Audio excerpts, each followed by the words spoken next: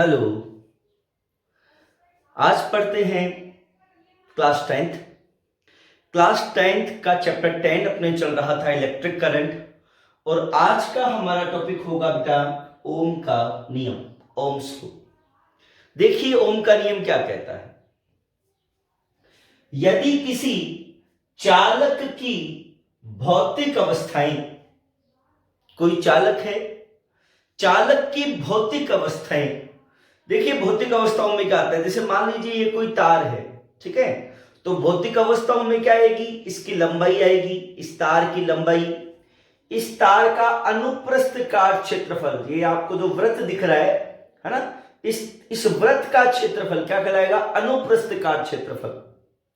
ताप, दाब, ये सारी चीजें अगर नियत हो, मतलब तार की लंबाई भी नहीं बदले, है ना, तार की लंबाई भी नहीं बदले, तार का अनुप्रस्थ काट क्षेत्रफल भी ना बदले, ताप भी ना बदले, दाब भी ना बदले, अगर इन सभी चीजों में कोई भी परिवर्तन नहीं हो, उस कंडीशन में उस तार के जो सिरे हैं, उस तार के जो सिरे हैं उनके बीच में जो अप्लाइड वोल्टेज है, उन सिरों के बीच में बैटरी जोड़ के हमने जो वोल्टेज अप्लाई किया है, वो अप्लाइड वोल्टेज उस तार के अंदर बहने वाली करंट के प्रोपोर्शनल होता है, ठीक है। उस चालक तार के सिरों के मध्य आरोपित विभवांतर उसमें प्रवाहित विद्युत धारा के समानुपाती होता है। या जनरली ये चीज अपन देखते हैं ना कि एक कोई तार है, मान लीजिए कोई सर्किट है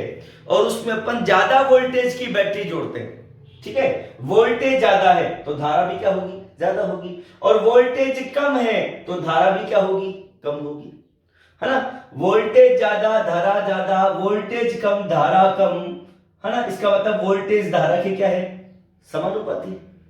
वापिस एक बार मैं बोलता हूं, ध्यान देना। यदि किसी चालक की भौतिक अवस्थाएं, भौतिक अवस्थाओं में मैंने बताया इस तार की लंबाई, तार का अनुप्रस्थ काट क्षेत्रफल, ताप, दाब आदि नियत हो, तो उसके सिरों के बीच, उसके सिरों के बीच आरोपित विद्युत विभवांतर, उसके सिरों के बीच जो हम विद्युत विभवांतर लगाएंगे, बैटरी जोड़ के हम जो विद्युत विभवांतर लगाएंगे, वो विद्युत विभवांतर उसमें प्रवाहित विद्युत धारा के समानुपाती होता है ना। हम बैटरी जोड़ेंगे तो हम वोल्टेज लगाएंगे, और वोल्टेज लगाएंगे तो क्या होगा, धारा बहेगी, और ज्यादा वोल्टेज लगाएंगे तो ज्यादा धारा बहेगी, और कम वोल्टेज लगाएंगे तो कम धारा बहेगी। वोल्टेज ज्यादा धारा ज्यादा, वोल्टेज कम धारा कम, इट मींस वोल्टेज जो है वो धारा के क्या होता है, समानुपाती होता है, ठीक है। यहां समानुपाती नियतांक आता है आर, ठीक है। ये जो आर है इसको बोलते हैं प्रोपोर्शनलिटी कांस्टेंट, समानुपाती नियतांक, और इस आर का नाम है चालक का विद्युत प्रतिरोध, है ना। ये जो आर है वो एक चालक का गुण है, इस तार का गुण है, ठीक है। आर इस तार का गुण है, और उस गुण का नाम क्या है, इस चालक का विद्युत प्रतिरोध। यह है बेटा आपके ओम का नियम, समझ आया। अच्छा बेटा, अगले टॉपिक में अपन पढ़ते हैं ओम के नियम का प्रायोगिक सत्यापन, ठीक है। 12th में आओगे जब आप लोग, तो आपको लैब में भी एक्सपेरिमेंट हम करवाएंगे। पहला एक्सपेरिमेंट 12th में यही है, ओम के नियम का सत्यापन करना, है ना। तो आज अपन करते हैं, देखो, ओम के नियम का प्रायोगिक सत्यापन, ओम के नियम का प्रायोगिक सत्यापन। देखिए बच्चों कैसे करते हैं, ध्यान दें। सर्वप्रथम क्या करते हैं, एक सर्किट जोड़ते हैं, ठीक है। सर्किट में क्या करेंगे, एक बैटरी लेंगे, एक कुंजी ले लेंगे,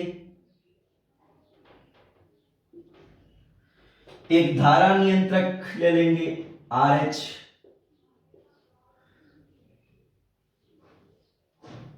एक अमीटर ले लेंगे बेटा, एक वोल्ट मीटर ले लेंगे, ठीक है। अमीटर का प्लस भी बैटरी से, वोल्ट मीटर का प्लस भी बैटरी से। ये सर्किट सही है या नहीं उसको चेक करने का तरीका होता है, सबका प्लस एक साथ जुड़ना चाहिए, ठीक है। इसके बाद में एक चालक तार लेकर के, एक चालक तार ले लिया मैंने जिसका मेरे को प्रतिरोध ज्ञात करना है, ये एक रेजिस्टेंस है R, ठीक है, और उसको वोल्ट मीटर के समांतर क्रम में लगाते हैं, इसको वोल्ट मीटर के समांतर क्रम में। देखो क्या इसको बोलना कैसे है, सर्वप्रथम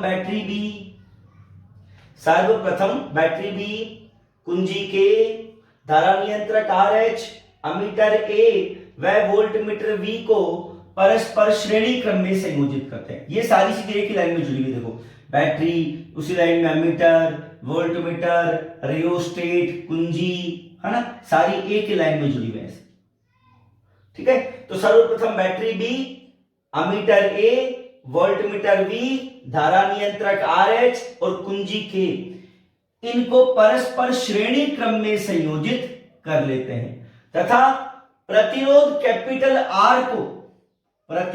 कैपिटल R को वोल्ट मीटर के समांतर क्रम में जोड़ देते हैं। ये इसका सर्किट संयोजन हो गया। फिर क्या करेंगे, कुंजी K को बंद कर देते हैं। कुंजी K को बंद करते ही इस बैटरी में से होकर के इस पूरे परिपथ में विद्युत धारा बहने लग जाएगी, है ना, विद्युत धारा I बहने लग जाएगी। फिर अपन क्या करेंगे, इस रियोस्टेट की हेल्प से, ये जो रियोस्टेट है इसकी हेल्प से, धारा नियंत्रक की हेल्प से हम धारा का मान बदलेंगे। धारा बदलेंगे तो क्या होगा, वोल्टेज भी बदलेगा, ठीक है।